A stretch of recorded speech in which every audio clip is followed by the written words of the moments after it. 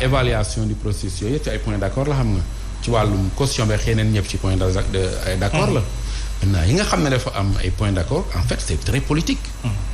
bu la ci dara nax yooyu dès le début xamoon nañ ne point de désaccord la parce que dès le début bu ñuy waxee problème mu article 31 article 32 waa majorité dañu ne ñett duñ ci wax. ne même bokkul ci ordre du jour. mais loolu déjà si recommandation yi 2010 déjà génnoon na ci ñu wax ni ñaari points yooyu nañ ko saytuwaat. parce que àndul ak vraiment ak yelleef doomu aadama. waaw xam nga article 30 L31 bu code bële ak L32 méngoowul ak code de procédure pénale. ak code moo tax ñun ñu taxaw nañ ne dañ ko war a modifier. d'accord foofu opposition majorité opposition noonu la ñuy société bi dañ ci d'accord. mais dialogue bi dañu ne bu amee kenn ku d'accordul. dañuy dem arbitrage chef de l'État. donc foofu mooy limite problème. mais Moundiaye Mouhamed balaa ñu dugg ci conseil constitutionnel. alors on a ces points de désaccord qui concernent des personnalités politiques. notamment Khalifa Sall et surtout parce que loo ci mënti wax dialogue bi lu ñu mënoon ti def ci ay points d'accord. gis nga mode d'élection bi sax ça passe inaperçu. yeneen points yi sur la rationalisation des partis politiques nga xam ne coow la mos a indi. ak financement public des partis ak yeneen question marche ak yooyu. loo mënoon def ci dialogue bi muy consensus. te dugaloo ci problème mu article L31 L32. échec lañ koy jàppee parce que day dindi day tax. mais est-ce que c'est pas incohérent. doo ma may ma terminer day bàyyi day tax ñaari personnalité politique. Moundiaye comprendre naa la bu baax si li ma la laaj. mais pour ñu may seetaan moo tax may wax aussi après tu me relances. c'est-à-dire que loolu c'est-à-dire que tey lu mënoon dugg ci dialogue bi. te point yooyu dugg ci. dañuy jàpp ne c'est un échec parce que dafay xañ ñaari personnalité politique yu mag ci Sénégal bokk mais tey bu point boobu duggoon rek. waaw mun nañ ne avancé bu mag am na ci dialogue. maintenant léegi article L31 ak 32. ñu jeexale foofu demee comme ça ñu mën a avancer. Karim Wade Khalifa Sall alors que am nañu article yooyu concerné. te mosuñu ci wax te ñooñu am na ñoo xam te ne ñu ngi bind ci liste électorale yi. oui parce que day échapper à la vigilance. de l'autorité administrative. parce que ñooñu seen bos dafay fës. xam nga bi Karim demee def inscription demande d'inscription dafa siw.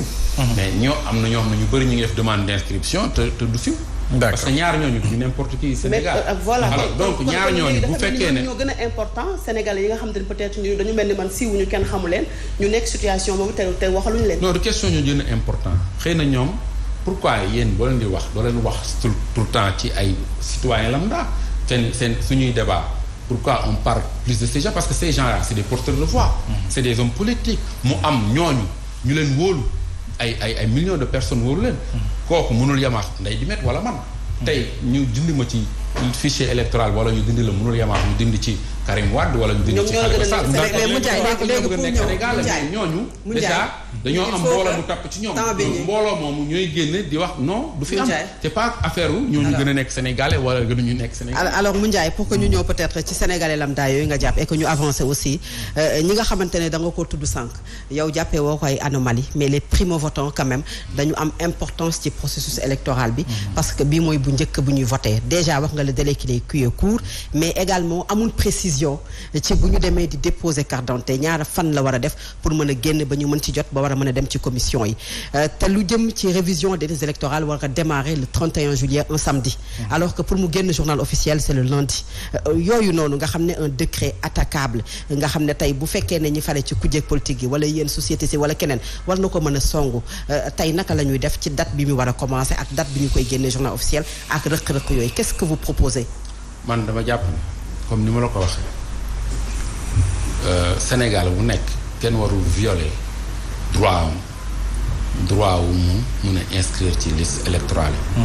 muy le primo-votant muy keneen surtout nag les primo-votants ñi nga xam ne pour la première fois la ñu war a inscrire ci liste yi j'ai dit que ne dañu war a jël ay mesures d'urgence parce que pour man bu ñu bàyyee les choses à l'état dañu leen xañ seen inscription moo tax tout le plaidoyer boo xoolee ñun li ñuy def yëpp fu mu toll nii c'est le plaidoyer pour que moo am ay dispositions particulières benn mooy d'abord primo-votant yooyu ñu yokk centre yi nga xamante ne moom la ñuy defee inscription ci carte d'identité nationale parce que dañ leen exiger ñu indi seen carte nationale d'identité beneen bi mooy que bu ñu defee demande de carte d'identité nationale ñu prioriser seen demande ndaxte du ñoom rek ñoo am possibilité def demande ci commissariat yi wala ci centre yi ndax képp ku am 5 ans Sénégal maintenant am nga possibilité def demande d'inscription ci pour am carte d'identité nous avons proposé que comme ñooñu dañu war a inscrire ci liste électorale ñooñu ñu def leen priorité.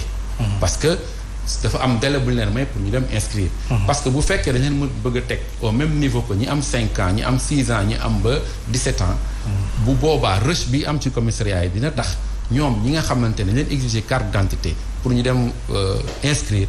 bu boobaa ñu si bëri peut-être mën na leen ko xañ. parce que dina yomb commission yi ñuy installé ci bërëb yoo xamante ne ñoo ko jiite dañoo bokk ci parti au pouvoir. non aussi au-delà des commissions. parce que audit du fichier électoral bi dafa génne woon ay fautes ci inscription ci liste électorale yi ba defoon ay recommandations à ce que l'opposition puisse être présent ci commission yi est-ce que yooyu noonu yëpp yéen taxaw ngeen pour xeex ko pour que au moins mu am. opposition bi xeex nañ ko léegi commission administrative yi c'est les préfets.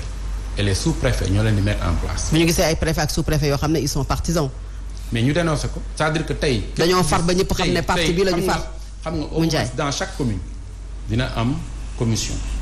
tey lii dëgg te yoon mooy képp ku nekk ci commune gis ni commission bi di doxee baaxul dénoncé ko nit ñi ñëpp taxaw ci ñëw teew xeexlal ko parce que commission administrative yi warul am sans même la présence des SEDA. xam nga.